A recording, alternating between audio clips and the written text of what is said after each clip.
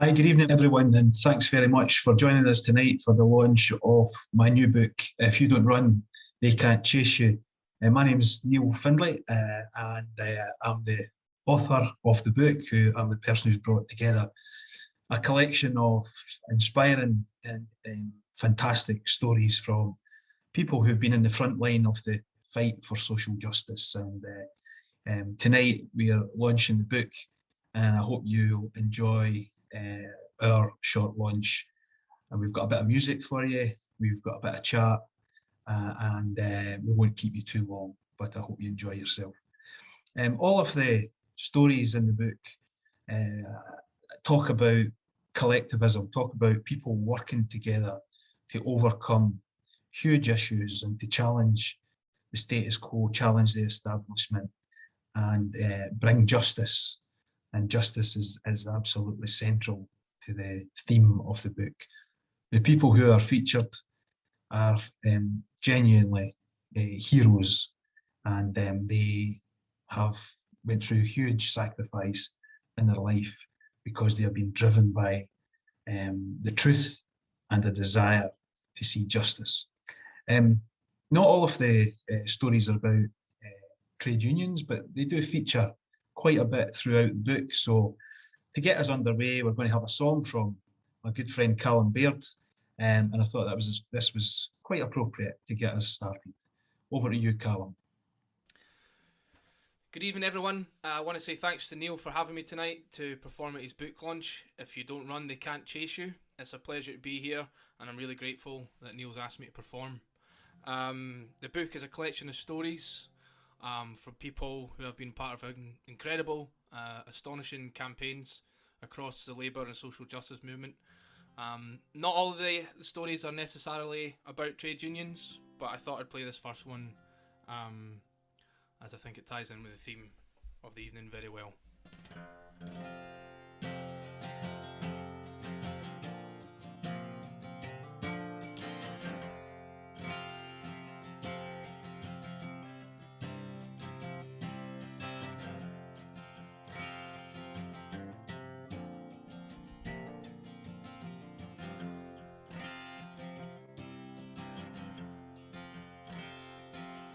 There's power in a factory, power in the land, power in the hands of the worker. But it all amounts to nothing if together we don't stand. There is power in our union. Now the lessons of the past were all learned with workers' blood. Mistakes of the bosses we must pay for. In the cities and the farmlands, the trenches made of mud. It was always been the bosses' way, sir. The union forever defending our rights. Down with the black leg, all workers unite with our brothers and our sisters in many far-off lands. There is power in our union. Now I long for the morning that they realize brutality and unjust laws cannot defeat us. But who'll defend the workers who cannot organize when the bosses send their lackeys out to cheat us? Money speaks for money, the devil for his own. Who'll come to speak for the skin and the bone? What a comfort to the widow, or a light to the child. There is power in our union.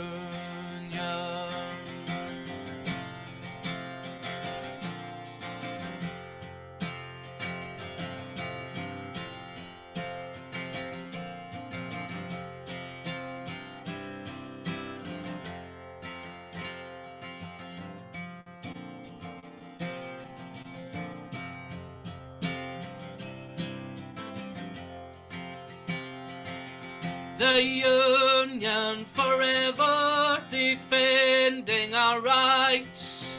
Down with the black leg, all workers unite with our brothers and our sisters in many far-off lands.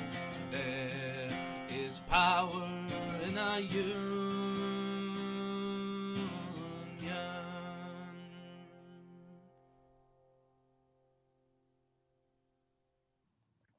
Well, thanks very much, Calum. That was absolutely fantastic and very appropriate for the themes that we're talking about tonight. And we'll come back to hear Calum later before the end. Now we're joined by my good friend, John McDonnell, who's the former Shadow Chancellor. John has been a campaigning MP and was a campaigning councillor before that. And he is very familiar with the issues contained in the book, and I would like to thank John for joining us tonight. Neil, your new book, If You Don't Run, They Can't Chase You. How did you come with that title?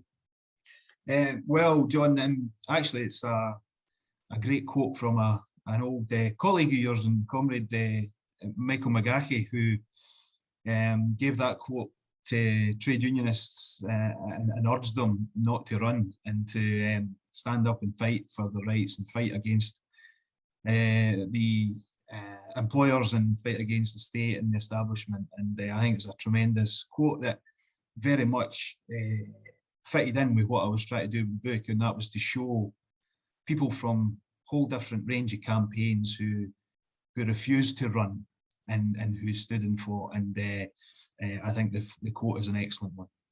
You've chosen throughout the book a whole range of, I can't but describe them as heroes and heroines of the progressive movement, basically.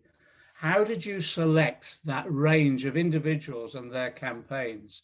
Because the breadth of it is extraordinary. That's the first thing. You've covered so many areas, but actually by doing that, it just shows you the range of struggles that have taken place that maybe people actually haven't heard of, or certainly not covered in the mainstream media. How did you choose that range?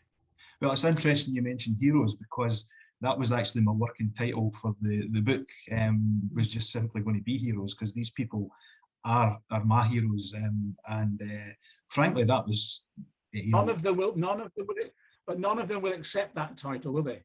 Probably not. Probably they won't, because they're all very humble, ordinary people who did extraordinary things. So, but they are my heroes, and that was partly how I selected them. But also, I wanted to show the depth and variety of campaigns. So there are, there are international campaigns in there, like the anti-apartheid campaign, like the Mesh campaign that went global.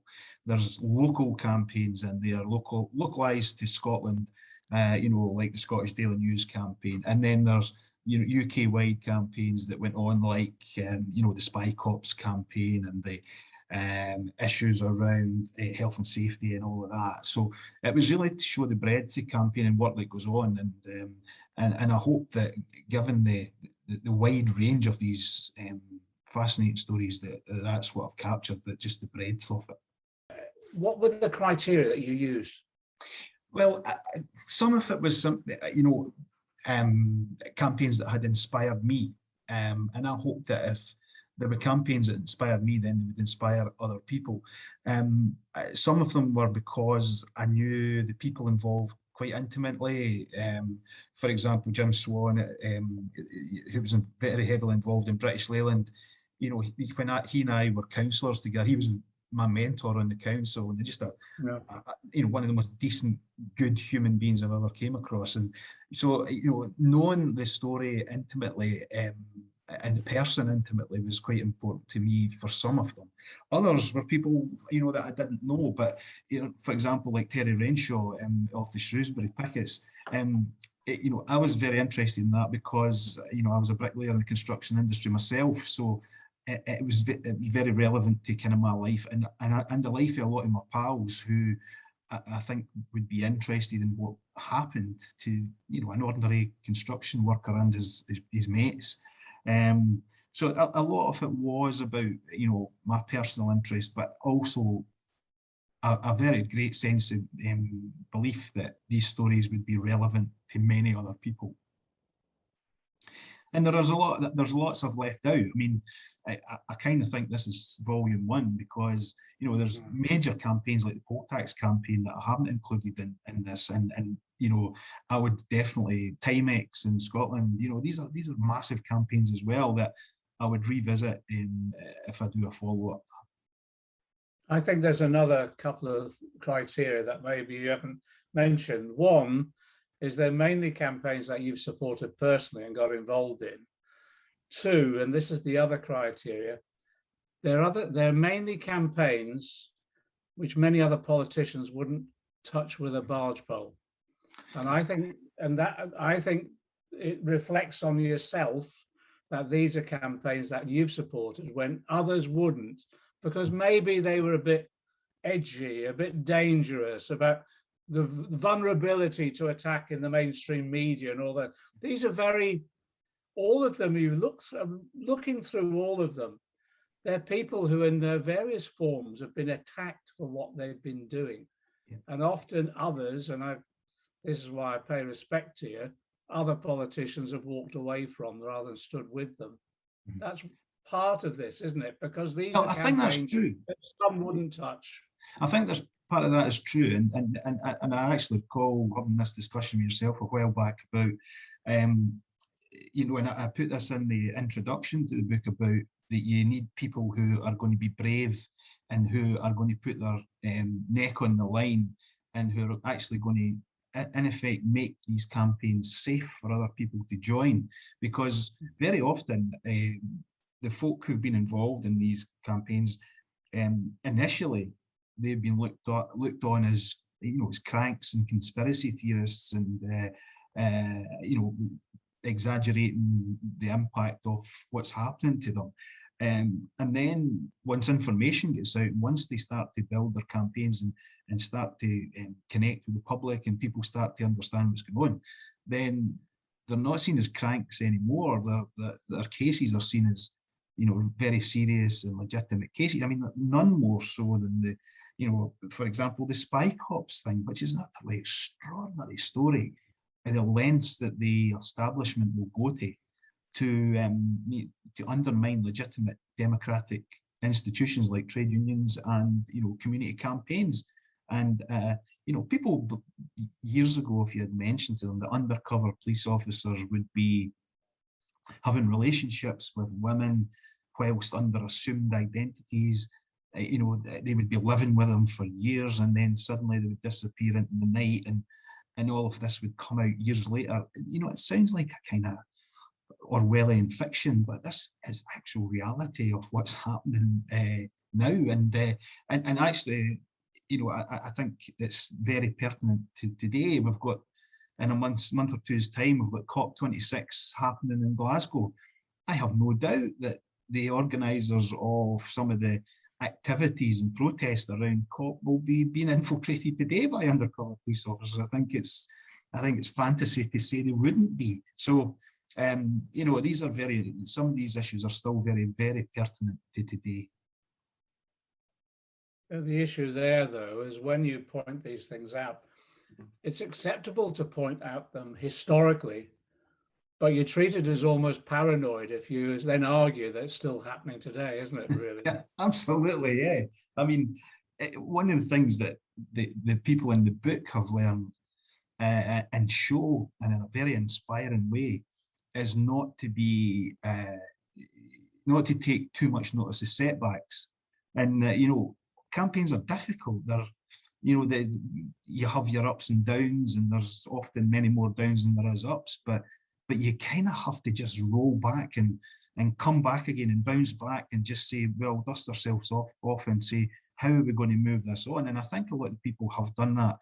And that's the true inspiration from their determination, their doggedness, their sense of being right and just. That's the most important thing. They're driven by a sense of injustice and that they are going to make things right. And no matter the setbacks, they bounce back and think of another way. I mean, if you look at the Hillsborough campaigners, for example, you know, a magnificent campaign.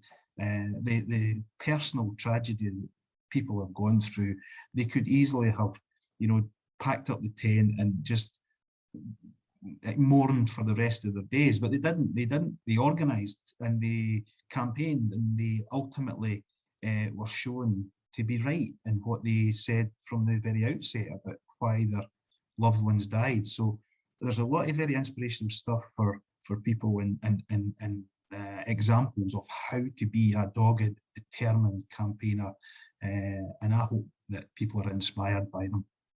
Well, the interesting thing is you used Hillsborough as an example, but you mentioned Terry Ranshaw and the Shrewsbury pickets. Both of these, we're talking about people campaigning over decades. Yeah. And interesting, I think you've drawn out in your selection of the campaigners and the campaigns you've highlighted is the role of the state within them, both in terms, for example, on the Shrewsbury pickets, we now know so much more about the collusion between the courts, the judges and the Tory cabinet at the time. Hillsborough, similarly, how cover up after cover up, and the spike up, right the way through all of these campaigns, the role of the state comes out. And again, you know, in the mainstream media, for even raising these issues, what happens is you're almost seen as though somehow you're inventing, you know, your conspiracy theories they throw at you. But what these campaigns have demonstrated in your book, there were conspiracies. Yeah, absolutely. Very active conspiracies and active conspiracy and active collusion. And that goes, you know, it goes all the way through this. If you look at for example, the transvaginal mesh campaign that, you know, kind of, you know, started from very small beginnings where one or two women got together and realized that they had these implants in their body that was causing them huge disability, chronic pain. You know, they were told that this was the gold standard procedure from them, and that you know, because they suffered from incontinence, it would be fixed in you know, with a few stitches. And this absolutely ruined their lives, their lives.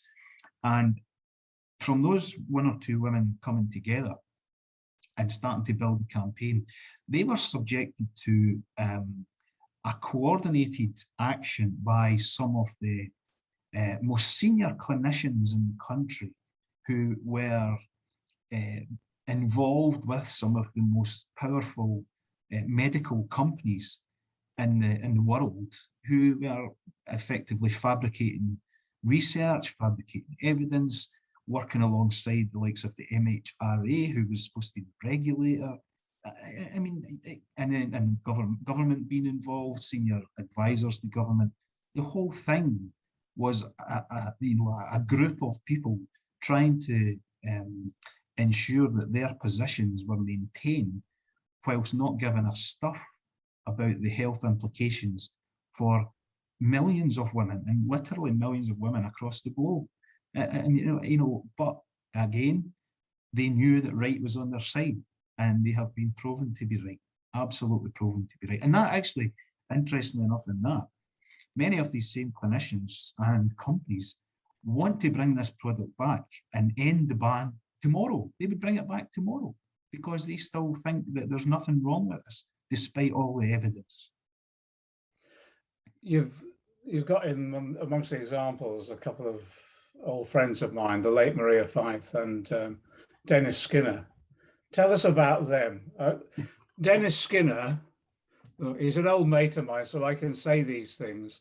Whenever you mention anything to him about the role he's played, he gets quite irate. I won't replicate the language he uses sometimes, but if you try and designate Dennis as a hero or whatever, he absolutely, he'll goes ballistic. And it's for him, as he always said, it's about the class rather than the individual.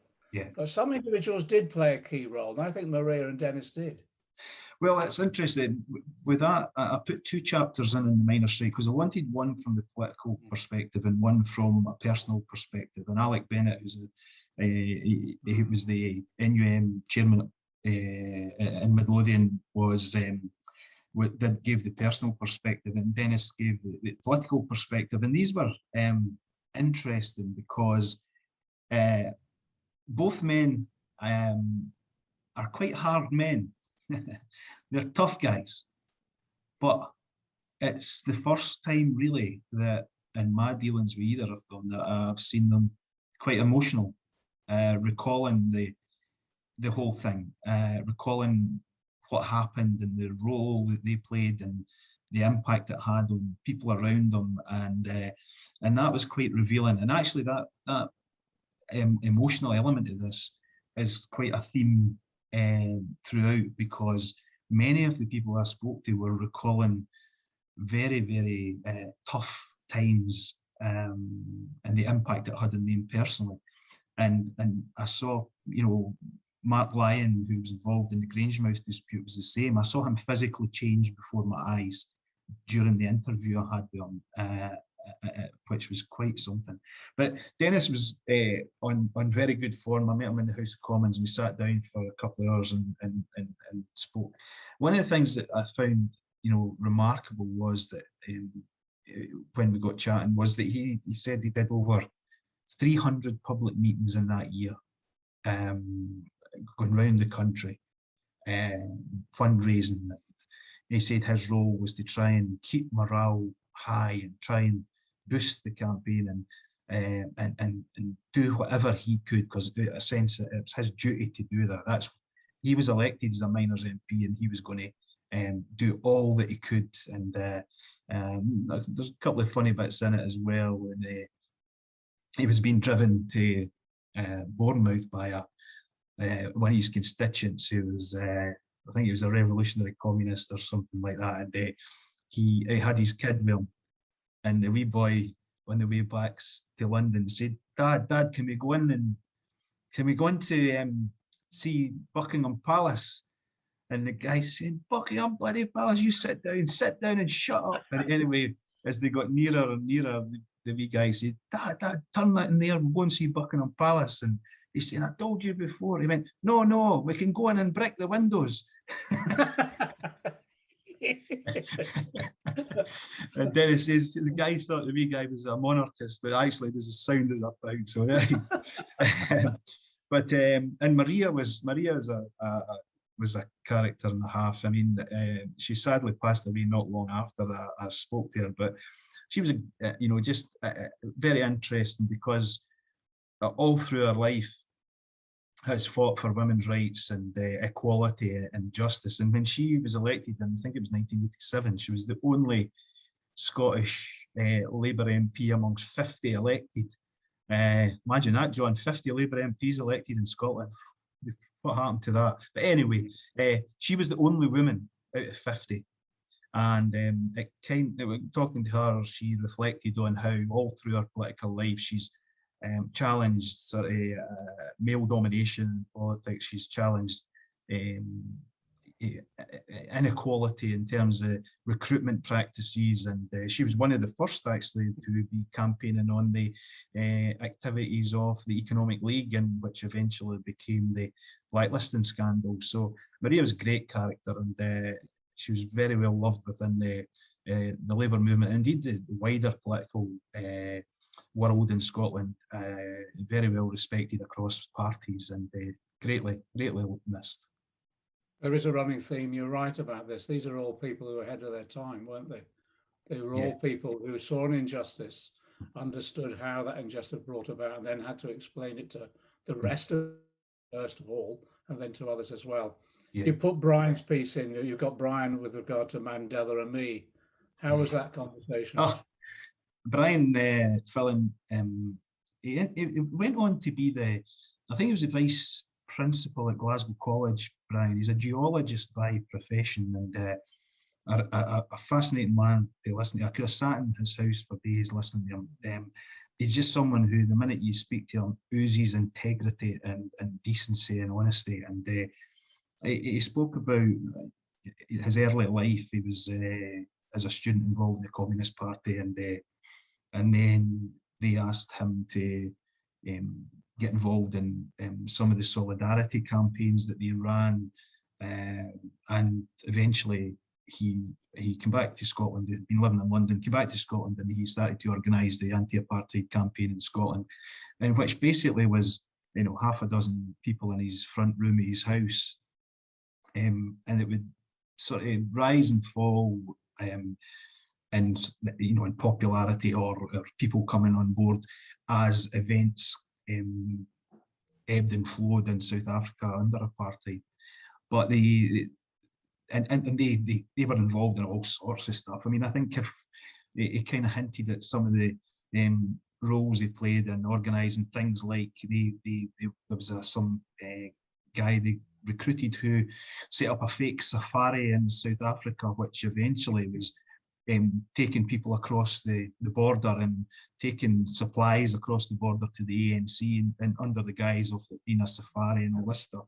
And that was interesting. But he was also, he was under surveillance. His phone was tapped, all of that kind of thing. But the big breakthrough for them was when they campaigned for the freedom of the city of Glasgow for Mandela, and that was a way back in 1981, where the mainstream media were calling him a terrorist, and so was Thatcher and others. And it was a bold move at that time to go down that route. And Glasgow was the first city in the world to give up the freedom of the city, which sparked off a global campaign to give Mandela the freedom of cities across the world. And I think in the end they had 150 odd cities granted the freedom of the city, and it was, you know, that captured headlines across the world. And when Mandela was released, one of the earliest things he did was he wanted to come to Glasgow to thank them for that. And there's great footage of pictures of a rally in George Square in Glasgow with Mandela there and Bryant chairing the sort of events. And he eventually became the honorary consul for South Africa. And they did some, you know, that campaign did brilliant things, like the South African consulate in Scotland was in Glasgow, and they got the city council to rename the small street Nelson Mandela Place. And the South African, you know, apartheid government hated that, and they, you know, that was a, you know, it's things like that were just clever campaigning moves to keep the profile of it up. And Brian's a terrific human being. Great. What a campaign! What a campaign, and a campaigner. I can remember when the decision was taken for the 24-hour permanent picket outside South Africa House in Trafalgar Square, and I can remember spending a Christmas Eve singing alternative hymns outside South Africa House, and it was just inspired by people like Brian and others. Yeah. What I liked about it is people like Brian did the routine work. You know, they did all the routine work, but creatively, which was fantastic. You know, it's great. Yeah. What do you think? What do you think are the main themes of your book? What do you want people to walk away with understanding now? Well, part of it is I wanted it to be kind of intergenerational, so that there's a bit of intergenerational learning goes on here. So, you know, some people who come into campaigns think they're inventing campaigning, and, you know, this is something new, and really most things have been done before, but the new techniques and new technology and modern methods and creative thinking from young people has really, can transform traditional campaigning. So I think older people like me and yourself, John, we can learn a lot from the younger generation, but equally some of these stories and these accounts can certainly help educate the younger generation. I think there's a bit of dual learning going on in this. I think the themes are about people being driven by a sense of injustice and then organising themselves to campaign and then deliver, whether that be, you know, some of these have resulted in fantastic victories, you know, real major victories. Some of them have been crushing defeats. But I think all of it tells us a great deal about the power of organising, a great deal about the human spirit, and a great deal about people having a sense of decency that says, I'm going to challenge this injustice. And many of them, people who never sought the limelight, didn't do this for money or glamour or anything like that. They did it because they believed in a cause and were determined to try and make the world a better place. And you know, there's a lot of cliche in amongst that, but a lot of truth in it as well. Neil, thanks for undergoing this interrogation. Okay, but also I tell you what this book does, and I want to thank you for it. It just gives people hope in quite a dark political period for the left at the moment, which will come through and will revive and will ensure, you know, that we have campaigning successes in the future. This gives people hope, but it also tells them to have those successes, you need determination, and that's what all of the individuals that you identify in the book and all of those campaigns had. Combination of hope, but also above all else, determination. Thanks, Neil. Thanks a lot. Thanks very much, John. Appreciate that. I thought it was appropriate this evening to have a few of the people who feature in chapters of the book to join us and talk about the campaigns that they've been involved in, how that came about and what motivated them. And Dave Smith joins us. Dave was a leading figure in the campaign against blacklisting, and he will talk briefly about his experience as a construction worker and how he was denied employment because of a very active conspiracy by some of the biggest companies in the UK. Over to you, Dave. Hello, everyone. My name is Dave Smith. I'm an ex-construction worker from London, and while I was working on building sites, we campaigned for safety. We campaigned for wages, for union recognition, and because of it, the big multinational construction companies hated me and put my name on an illegal blacklist, which I'm sure people watching this video have heard of already.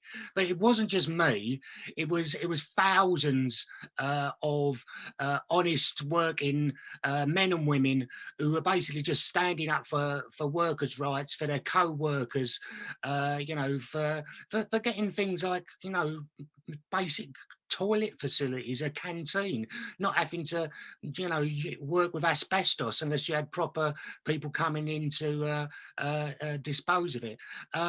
And when we found out about this, we didn't just cry in our soup and you know, have a sob story about it. We organised.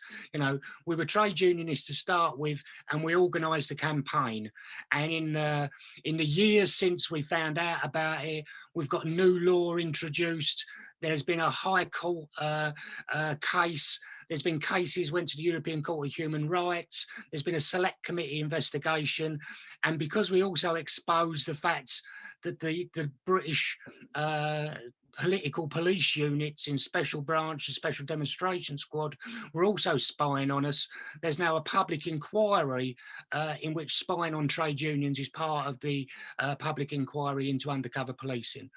What this shows is that if working people actually, you know, get themselves organised, if we mobilise properly, if we can unite with investigative journalists, with lawyers, with trade unions, with campaigners, with politicians, then together we're unstoppable.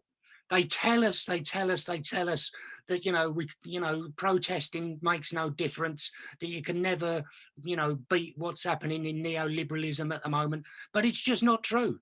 Working people coming together, one at a time, they can break us. But when we all come together and we're united and we're campaign on what we're actually, you know, key issues for us, you know, we can change the world.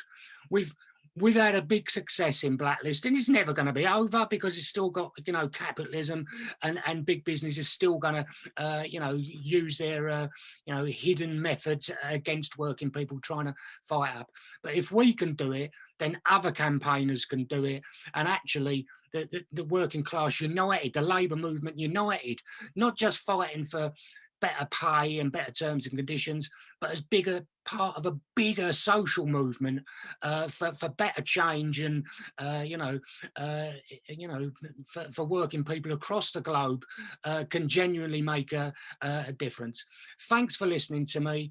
Please read Neil's book, because not to listen to my story, but to listen to the story of the thousands of other workers and the other brilliant campaigners who are out there doing the same thing.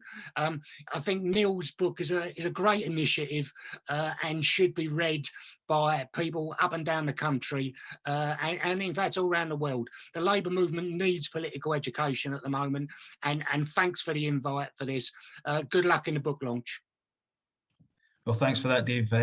Thanks for sharing just very briefly your story and some of the issues that you faced and your fellow campaigners faced during the blacklisting campaign. It was a superb campaign that combined working with parliamentarians, working with trade unions, but also extra parliamentary activities that really got in the face of the companies who had instructed the blacklist, who carried it out, and they did a whole lot of protests, company AGMs, disrupted the way the companies were operating and forced them to come to the table legally in court and settle for their members.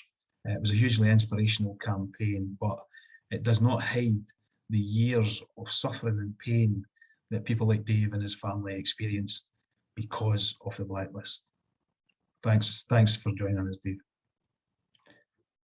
We're now joined by Elaine Holmes. Elaine and her friend Olive McElroy were amongst the key people setting up the Scottish Mesh Survivors campaign, a group of women who were heavily impacted following the implantation of a transvaginal mesh device in their body, which left them crippled, disabled, and in extreme pain. This was a product that was supposed to be the gold standard product. It was supposed to change their lives for the better, when actually it ruined their lives and their careers. And Elaine and Olive are absolute heroes of mine, fantastic women who achieved so much and still are achieving great things in the campaign against this horrific product. Over to you, Elaine. My name's Elaine Holmes, and along with my friend and co-petitioner Olive McElroy, we're patient representatives of Scottish Mesh Survivors Group. We were just a group of ordinary women who were desperately ill and in unspeakable pain, and we were standing up against the biggest, most powerful multi-billion-pound companies in the world, trying to stop them making a highly profitable product which was being endorsed by some of the most respected and influential medical experts in the world. All we had was our determination, our wits, and a burning desire to protect other women from having their health and lives destroyed by the plastic polypropylene implants that had destroyed our lives. We knew in our hearts that we were right. There was hundreds of us, all of us in our wheelchairs, on walking sticks. We were the very evidence that proved we were right. But how could we even begin to challenge these monumentally powerful businesses and clinicians? It was daunting. What we did was find our voices. We told our stories. We laid bare the awful truth of what our lives had become as a result of medical implants that had taken everything from us: our dignity, our lives as wives, mothers, and as human beings. And because we spoke from the heart, people listened and knew we were telling the truth. that we didn't have an agenda. We couldn't turn back the clocks to make things better for ourselves, but by telling our stories, we could prevent this happening to others. That is why our campaign has been successful. Yes, there is still work to be done, but with Neil's help and unwavering support, we would not have achieved what we have done. Truth, determination, and campaigning so that no other woman should ever have to suffer like we have, has had our voices heard. Neil, thank you so much for inviting us to participate in your book. We are so looking forward to reading it, and we'd like to, oh gosh, it just seems so inadequate, but offer our sincere thanks from the bottom of our hearts on behalf of MESH survivors everywhere. You're an absolute star, and we wish you every success with the book, and we hope everyone will buy it. Thank you. Thank you, Elaine, for that. I think you have just encapsulated everything that your campaign was about in a few short words, because you had to take on the establishment, the medical establishment, the government, the big multinational medical and pharmaceutical companies, and you and your fellow campaigners did that with aplomb and achieved great things. We, together, getting the ban on MESH, taking the campaign international to Australia, New Zealand and America, working with fellow MESH survivors across the globe, and only recently securing a commitment from the Scottish Government to ensure that any woman who wants will be able to get treatment and surgery from a surgeon of their choice, no matter where they are in the world. And that is a major, major step forward. And thanks so much for joining us tonight, Elaine, and telling us your story. Just before we finish up, can I say a few words to thank all of the people involved in the book. All of those who contributed chapters allowed me to interview them for the book. They truly were fantastic, and a lot of the time it was quite emotional for them to recall their story and talk to me about that, and I truly thank them for it. I also thank the publishers, Lewis, who have been terrific over the years and have been very, very good to work with, and their staff are excellent. And also all of you for joining us tonight. Please go out and buy the book. You can get it from Lewis Press or neilfindlaybooks.com. If any trade union or community group or anything wants to buy a bulk order, then please get in touch via the website, or get in touch with me and we can arrange that. But thanks very much for joining us tonight, and we'll leave with Calum singing us out once again with a bit of an inspirational song for you to finish up with. Thank you. Okay, well, thanks, Neil, again for having me here tonight. It's been a pleasure to play here, and I really hope everybody's had a great evening and thoroughly enjoyed themselves, and is looking forward to getting their hands on your new book, If You Don't Run, They Can't Chase You, which you can get from neilfindlaybooks.com. And here's one last song to end the evening. I hope you have all enjoyed yourself, and solidarity to you and your family, friends and comrades, wherever you all are. Take care, and thanks again. Cheers.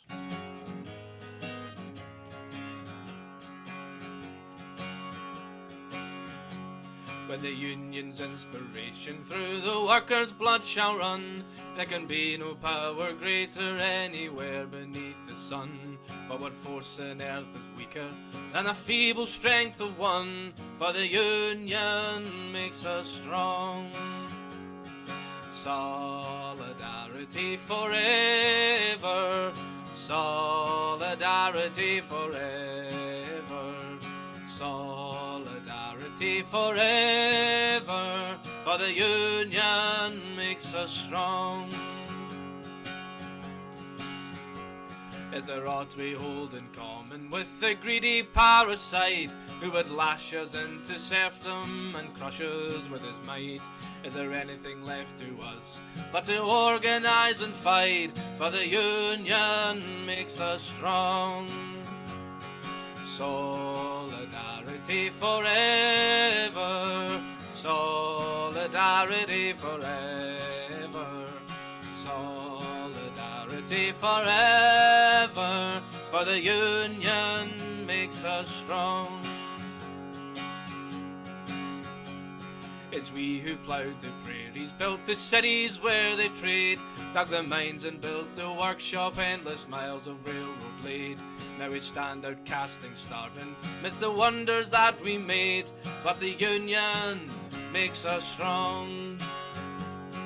Solidarity forever, solidarity forever, solidarity forever, but the union makes us strong. They have taken untold millions that they never toiled to earn, but without our brain and muscle, not a single wheel can turn. We can break their haughty power, gain our freedom when we learn that the union makes us strong. Solidarity forever, solidarity forever, solidarity forever, but the union makes us strong. In our hands is placed a power greater than their hoarded gold, greater than the might of armies, magnified 1,000-fold. We can bring to earth a new world from the ashes of the old, for the union makes us strong. Solidarity forever, solidarity forever, solidarity forever, for the union makes us strong.